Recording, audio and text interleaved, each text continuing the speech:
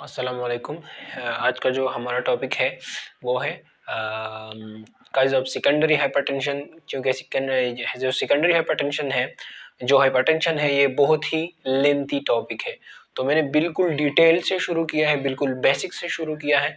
तो ज़्यादातर लेक्चर जो हैं तकरीबन 5-6 लेक्चर वो हाई ब्लड प्रेशर ही पे होंगे। ओके, तो आज हम एक और काज पढ़ते हैं कि सेकेंडरी हाइपरटेंशन, प्राइमरी हाइपरटेंशन तो उसका मामला तो हमने पहले लेक्चर्स में डिस्कस किया था कि कैसे होता है। तो सेकेंडरी हाइपरटेंशन जो है वो किसी दूसरी डिजीज़ की वजह से आपको होता है, आपकी ब्लड प्रेशर किसी दूसरी डिजीज़ की वजह से हाई होता है। तो उसमें भी हमने 2-3 काजेस पढ़े थे। पहला था रीनल काजेस थे, फिर उसके बाद आगे हम के मेडिकेशन की वजह से भी हाई हो सकते हैं, फिर एड्रीनल ग्लैंड पे आ गए, एड्रीनल ग्लैंड के ओवर एक्टिव की वजह से या किसी बीमारी की वजह से, और फिर आ गए हम अब हम पढ़ेंगे थायराइड ग्लैंड। सो थायराइड ग्लैंड को पढ़ते हैं।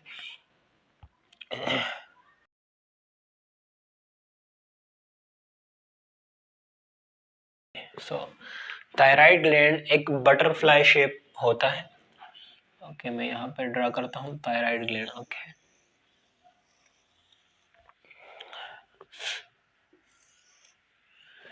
ये है थायराइड ग्लैंड जो एक बटरफ्लाई की शेप में है। थायराइड ग्लैंड जो है वो हमारी गर्दन में होता है, जिस तरह आप पिक्चर में देख सकते हो। थायराइड ग्लैंड जो है वो 3 किस्म के हार्मोन्स रिलीज करते हैं। 3 किस्म, एक को बोलते हैं थायरोक्सिन, इसको बोलते हैं T4। ओके, दूसरा है पहला है थायरोक्सिन T4, दूसरा है ट्राई आयोडो थायरोनिन, ओके, जिसको बोलते हैं T3, और एक तीसरा है वो है कैल्सिटोनिन। ओके, तो ये 3 किस्म के hormones adrenal gland release thyroid gland release करते हैं। अब ये जो दो है, ये दो हार्मोन्स T3 एंड T4, ये क्या करते हैं? ये हमारी बेसिक मेटाबॉलिज्म, ये मेटाबॉलिज्म को कंट्रोल करते हैं। कंट्रोल मेटाबॉलिज्म, ओके, और इसके साथ एनर्जी जनरेशन।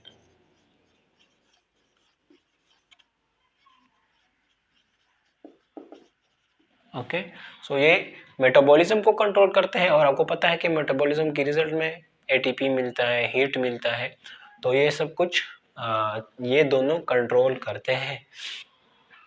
ये जो है कैल्सिटोनिन, ये क्या करता है? ये हमारी ब्लड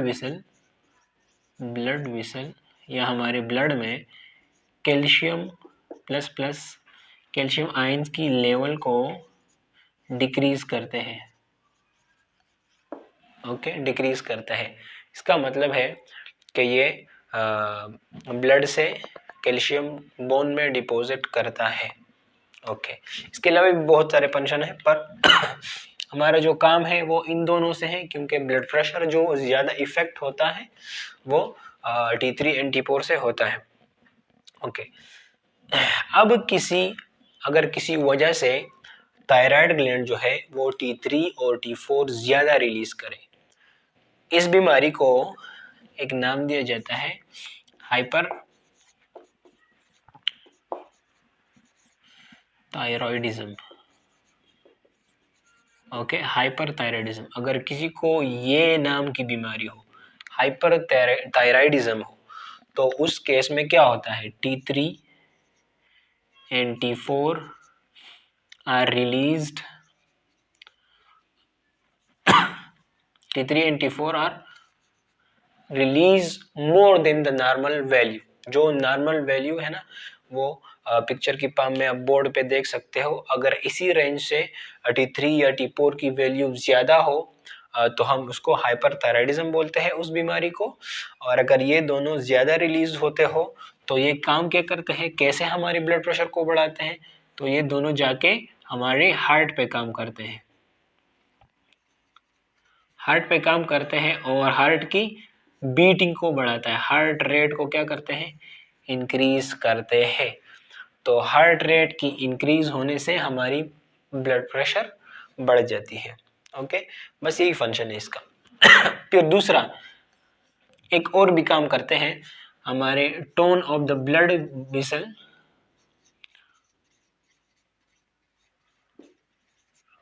इज डिक्रीज। ओके, तो हमारी ब्लड वेसल्स की जो टोन है, उसकी कंट्रैक्टिलिटी है, उसको डिक्रीज करता है। मतलब ये ब्लड वेसल को थोड़ा रिलैक्स रखते हैं।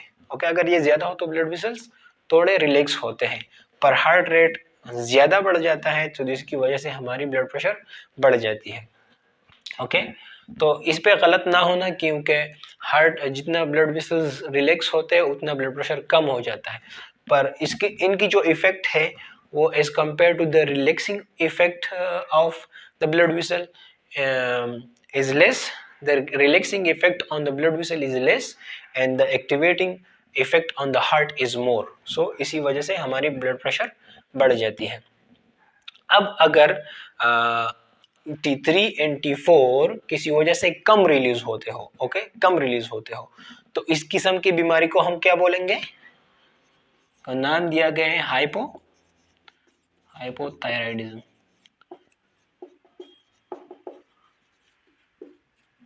सो हाइपोथायराइडिज्म, अगर किसी को हाइपोथायराइडिज्म है तो वो क्या कैसे होगा कि T3 and T4 are release less, थोड़ा एक्टिव है। ये ग्लैंड जो है ना, इसमें हाइपर का मतलब होता है ज्यादा, हाइपर एक्टिव, और हाइपो का मतलब होता है कम, तो ये कम एक्टिव है, इसलिए T4 और T3 क्या करते हैं, कम रिलीज करते हैं।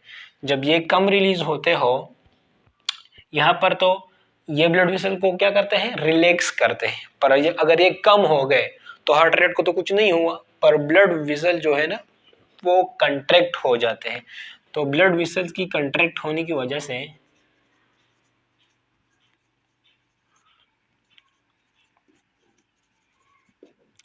क्या हो जाता है, TPR बढ़ जाता है। तो टोटल पेरिफेरल रेजिस्टेंस जब बढ़ जाता है तो हमारी ब्लड प्रेशर बढ़ जाती है।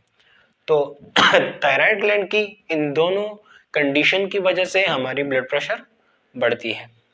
इसके बाद थायराइड ग्लैंड को अगर इस तरह उल्टा किया जाए और दूसरी तरफ पे देखा जाए, इस तरह के आप पिक्चर में देख सकते हो, इस तरह आप पिक्चर में देख सकते हो कि थायराइड ग्लैंड को अगर उल्टा किया जाए तो थायराइड ग्लैंड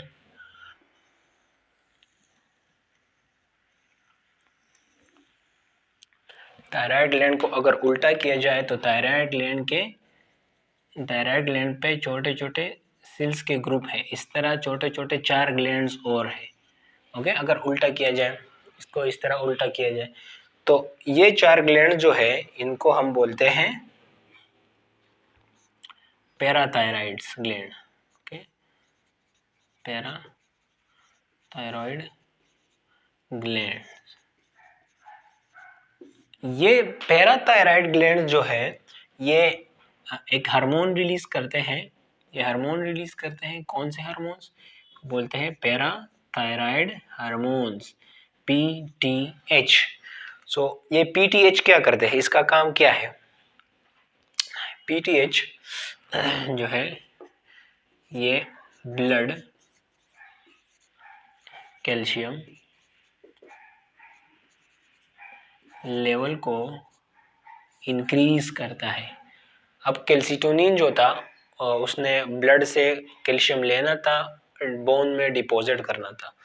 अब PTH जो है ये बोन से कैल्शियम लेगा और ब्लड में वापस लेके आएगा। तो ये ब्लड में कैल्शियम लेवल को इंक्रीज करता है। आपको पता है कि जितने भी मसल्स हैं उसकी एक रिलैक्सेशन के लिए, कंट्रैक्शन के लिए ज़रूरी चीज़ जो है वो कैल्शियम है। ओके, तो अगर आपका ये ब्लड वेसल है, ये एक ब्लड वेसल है, इसकी जो वाल है, इसकी वाल में, हर एक ब्लड वेसल की वाल में स्मूथ मसल्स होते हैं, स्मूथ मसल्स होते हैं। स्मूथ मसल्स होता है, और मसल्स की कंट्रक्शन के लिए कैल्शियम बहुत जरूरी होता है। तो अगर कैल्शियम यहाँ पे बहुत ज्यादा है